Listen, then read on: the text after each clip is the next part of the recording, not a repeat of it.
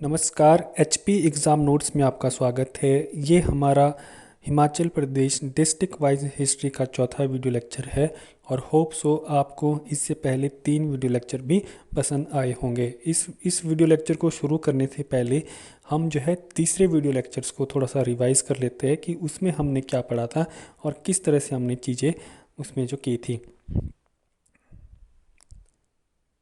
भीमचंद, तो यहाँ पे हुआ क्या कि यहाँ के राजा कौन थे? महानचंद। राजा कौन थे?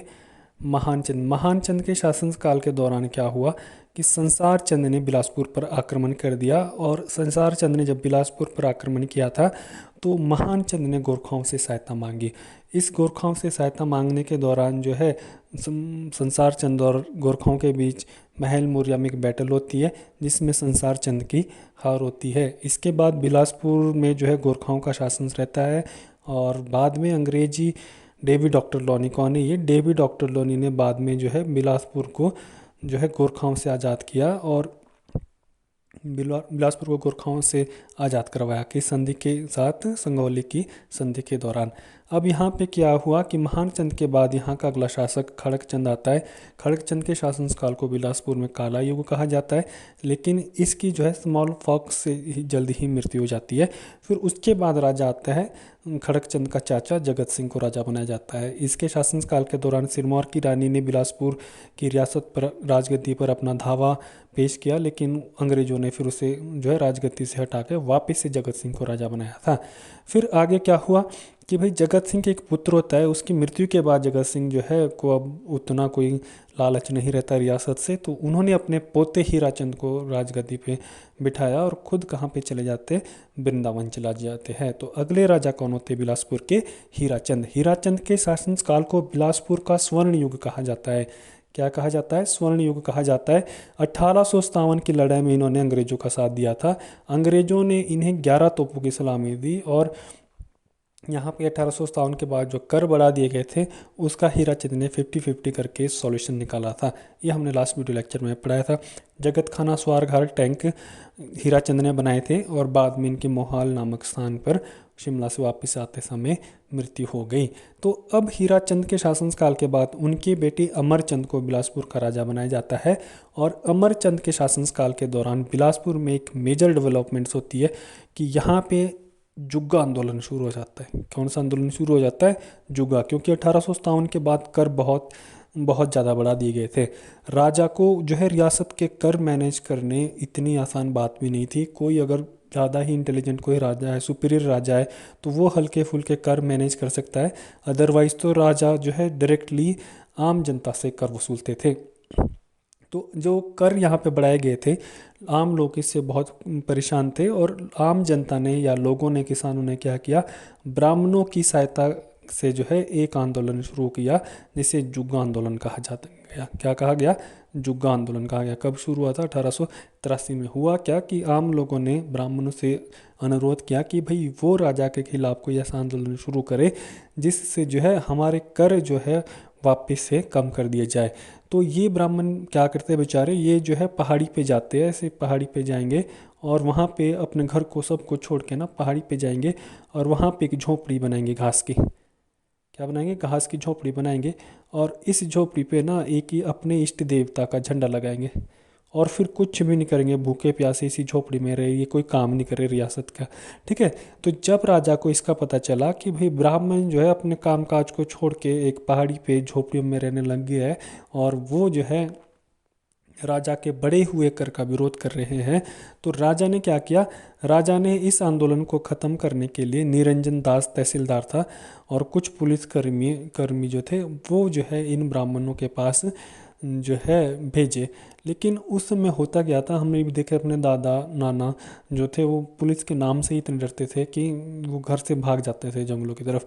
तो जब ये ब्राह्मणों को ऐसा पता लगा कि भाई कुछ पुलिसकर्मी और तहसीलदार जो है उनसे मिलने आ रहे इस आंदोलन को ख़त्म करने के लिए, तो उन्हें लगा कि वो इनको मार देंगे, पीट पीट के लाठी चार्ज ऐसा करेंगे कि भाई इनको मार देंगे। इससे अच्छा है कि वो खुद ही अपनी झुग्गी झोपड़ियों में क्या लगा लें? आग लगा लें और खुद ही जो है मर जाए। उनको ऐसी रियासत में जो है रहना ही नहीं है।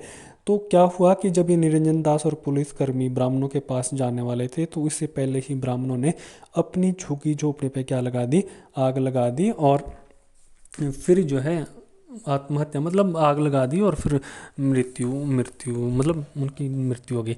अब सबसे बड़ी बात क्या है कि ब्राह्मण हत्या या मृत्यु जो है सबसे अशुभ माना जाता है हिस्ट्री में या हमारे इसमें। तो हुआ क्या कि ये जो ब्राह्मण हत्या हुई रियासत में, इसके कारण आम जनता में काफ़ी आक्रोश फैल गया। क्या हो गया? काफ़ी आक्रोश फैल गया, लोग बहुत दुखी हो गए कि ब्राह्मण को मार दिया इन्होंने, अब इससे बुरा और क्या ही होएगा। तो आम जनता में एक व्यक्ति था गुलाबा राम। कौन था? गुलाबा राम। गुलाबा राम इतने दुखी हुए, इतने आक्रोश में आए, इतने क्रोध में आए कि उन्होंने निरंजन दास तहसीलदार को पहले गोली मारी और फिर उसे उठाकर आग में फेंक दिया। ठीक है, तो ये भी आग में फेंक दिया। ठीक है, तो इसके बाद जो है धीरे धीरे इस आंदोलन को ख़त्म कर दिया गया। सबसे इम्पॉर्टेंट लाइन है, किस राजा के शासनकाल के दौरान बिलासपुर में जुग्गा आंदोलन हुआ था? तो अमरचंद के शासनकाल के दौरान बिलासपुर में जुग्गा आंदोलन हुआ था। कब हुआ था? 1883 में। जुग्गा आंदोलन के शासनकाल के दौरान किसने जो है पहाड़ियों पर झुग्गी झोपड़ियों में राजा का विरोध किया था? ब्राह्मणों ने। ठीक है, ये ठीक है। जुग्गा आंदोलन में किस तहसीलदार की मृत्यु हो गई थी? निरंजन दास। निरंजन दास को आग में इनमें से किस व्यक्ति ने फेंका? गुलाबा राम। ये सारे के सारे क्वेश्चन आ रखे और इम्पोर्टेंट है। फिर आगे राजा ने क्या किया?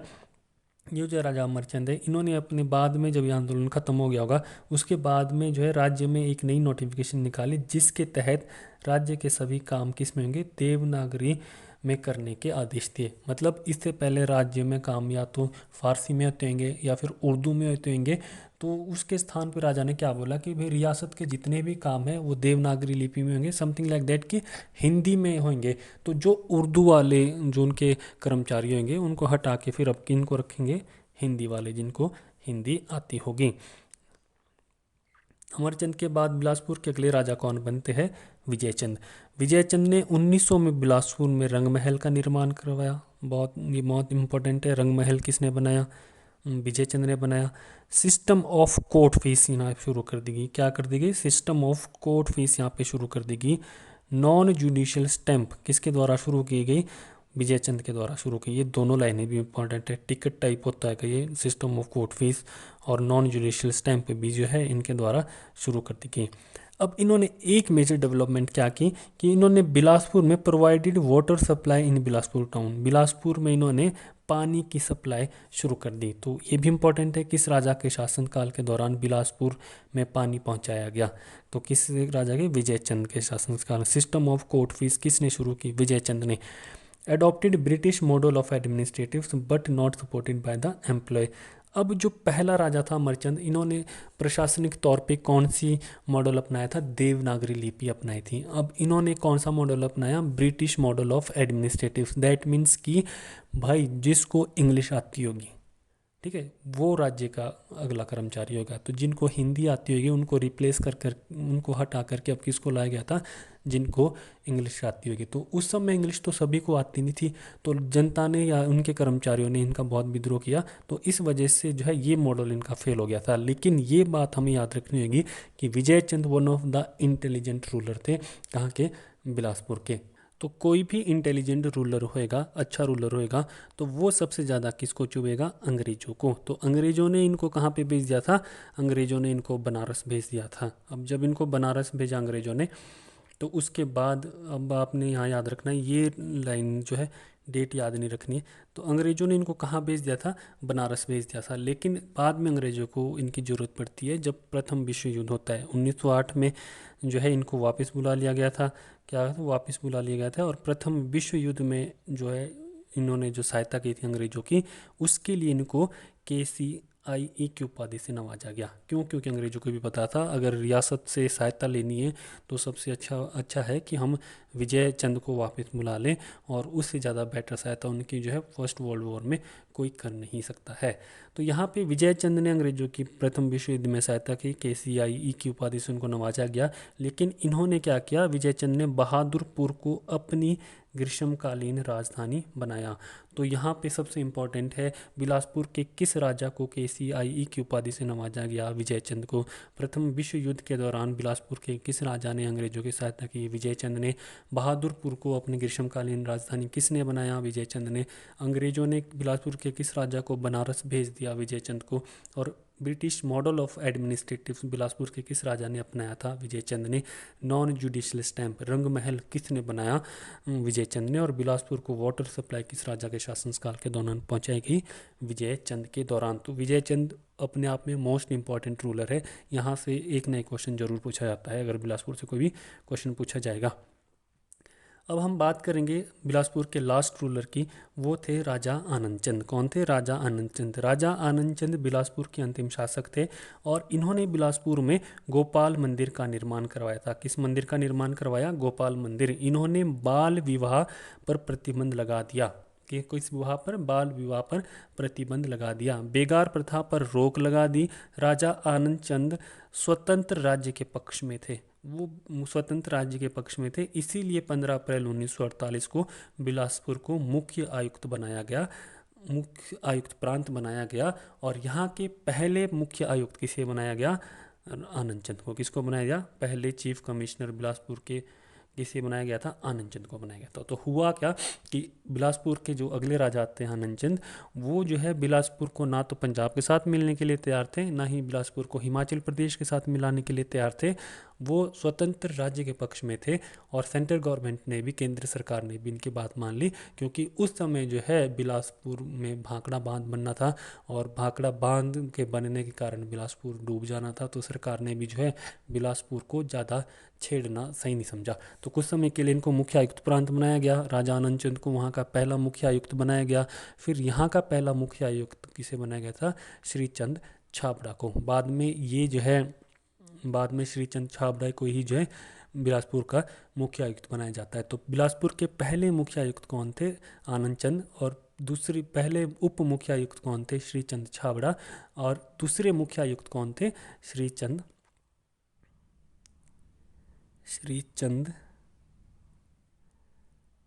छाबड़ा। ठीक है, ऐसे छाबड़ा, होप सो कि समझ आया होगा। ठीक है, तो हुआ क्या कि ये जो राजा आनंद चंद थे, ये बिलासपुर के पहले मुख्य आयुक्त बने। कोई बात नहीं, श्रीचंद छाबड़ा बिलासपुर के पहले उप मुख्य आयुक्त बने। 1 जुलाई 1954 को बिलासपुर में हिमाचल प्रदेश में मिला दिया गया, 5वें जिले के रूप में हिमाचल प्रदेश में मिला दिया गया। आनंद चंद पहले हिमाचली थे जिन्हें लोकसभा और राज्यसभा के लिए सर्वसम्मति से, सबकी सम्मति से चुना गया। लोकसभा के लिए 1952 से 1957 के लिए रहे और राज्यसभा के लिए 1964 से 1970 के लिए रहे। तो हिमाचल प्रदेश के एकमात्र व्यक्ति जो लोकसभा और राज्यसभा के लिए अनपोज या सर्वसम्मति से चुने गए कौन थे? राजा आनंद चंद। अब राजा आनंद चंद ने एक बुक लिखी जिसका नाम था Bilaspur past present and future. Raja Anand Chand ने इस बुक को लिखा था और इस बुक के तहत उन्होंने कहा था, जो हमने सबसे पहले देखा था, कि 697 ईस्वी में बिलासपुर की स्थापना हुई थी और किसने की थी? राजा वीरचंद चंदेल ने। तो ये हमारा यहाँ पे राजा आनंद चंद की फ़ोटो है, हमने आप लोगों के लिए बड़ी मुश्किल से ला रखा है। होप सो कि आपको हमारी वीडियो लेक्चर पसंद आ रहे होंगे और चाहे आप इनको कर लो, अच्छे है, नोट्स बना लो, नहीं भी कोई प्रॉब्लम्स होगी तो आप हमें लिख सकते हैं, हम भी आपकी पूरी हेल्प करेंगे। अगर आप हिमाचल प्रदेश की में पटवारी या पुलिस कांस्टेबल्स की प्रिपरेशंस कर रहे हैं तो पटवारी के हमारे पास 25 मॉक है। आप हमें इस नंबर पे कॉल करके, व्हाट्सएप करके जो है इसके बारे में जानकारी ले सकते हैं। मात्र 299 के है ये। और पुलिस कांस्टेबल के हमारे पास 15 मॉक है जो मात्र 199 के है। व्हाट्सएप आप इस नंबर पे कर सकते हैं, कोई फीडबैक है वो यहाँ पे दे सकते हैं, बाकी आप कमेंट बॉक्स में भी हमें कमेंट करके बता सकते हैं। This is all about for the day. Bilaspur district हमने कंप्लीट कर दिया है। अगर आपको कोई यहाँ पे डाउट है आप हमें बता सकते हैं। Thanks for watching.